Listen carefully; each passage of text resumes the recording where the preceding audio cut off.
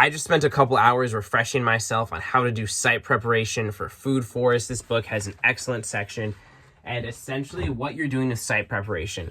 Now, pretty much every soil that you might be building a food forest on is going to be low quality, low in biological activity, low in nutrients. And the reason for this is, say you have a lawn, say you have an empty dirt patch, it's just not biologically active. It's very rare that the problem with a soil is that there's an actual nutrient deficiency. If you get a soil test, the things that might actually need to be addressed are if there's a really big pH issue, or occasionally you need to add some mineral. But most of the time, 99% of the time, if there's a mineral deficiency or a nutrient deficiency, the reason for that is that the soil is dead. There's not biological activity. So most mineral deficiencies can be fixed by bringing the soil back to life. There's fungi, there's bacteria that work with the minerals that are already existing in the soil to bring them out and bring them into biological form, to break them down, to make them available to the plants. So the minerals are already there. There's plants that have roots that go really, really deep, bring minerals up. Generally, when you test a soil, you're testing for those available minerals. And if those are low, that's because there's not a lot of biological activity making those minerals available to plants. Same thing goes with nutrients. So there's this rich biological ecosystem that we're mostly killing when we have grass lawns. All that's really breaking down there is grass. And so it's just, there's a couple bacteria, low diversity, no fungi, just this bacterial driven soil that's going to get really compacted over time. And that's going to get very biologically not diverse, not rich, especially if people aren't even letting their grass clippings decompose into the soil. Then you're systematically removing minerals from the soil. And then you add artificial fertilizers, which just add nitrogen and other things like that, NPK, what's it called? Potassium, phosphorus. I always get confused with that. And those make the plant grow, but then you're systematically removing minerals. And so the solution to that is to get the soil alive again.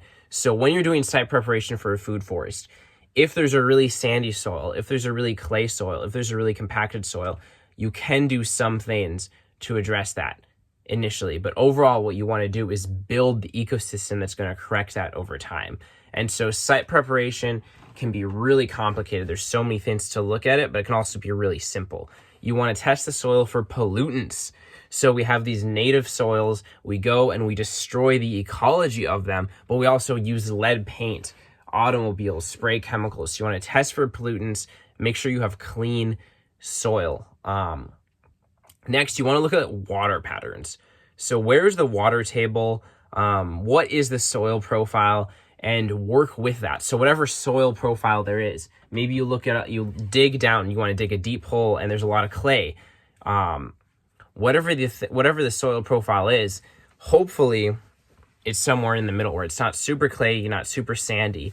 But let's say it's super sandy and there's not a lot of water, the water table is really low and everything's draining out. Then you're just going to do plants that are more tolerant of a dry area. Over time, the organic matter is going to build up, and that's going to help hold on to more water. At the same time, or on the other side of it, if you have soil that's really clayey, really anaerobic, there's not a lot of oxygen and water builds up, building more organic matter over time is going to allow that water to drain, going to give more aeration, more oxygen.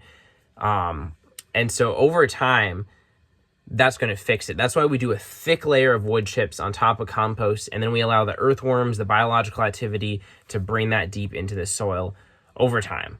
So overall, site preparation for a food forest can be really complicated. There's a lot of things you can look at, but ultimately in a lot of situations, if you just have a lawn, you just want to put a really thick layer of compost over that. It is helpful to know what kind of soil you have. So let's check it out right here. You can also look this up. There's a little table. See that? See if that gets into focus. Clay, sand, and silt. So different, basically, soil compositions that you want to look for. But the amount of things that you can look for. Oh, this is cool. This is interesting.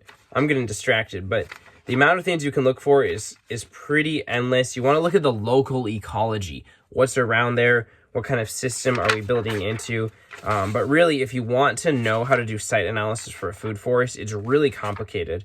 There's so many different things you can look for. And that's why I'm learning to do this, so I can do it for other people. If you're interested in getting a food forest built, it's really, I would recommend you consult with an expert to get that done. Anyways, this is the video, just a quick little thing about site preparation for a food forest.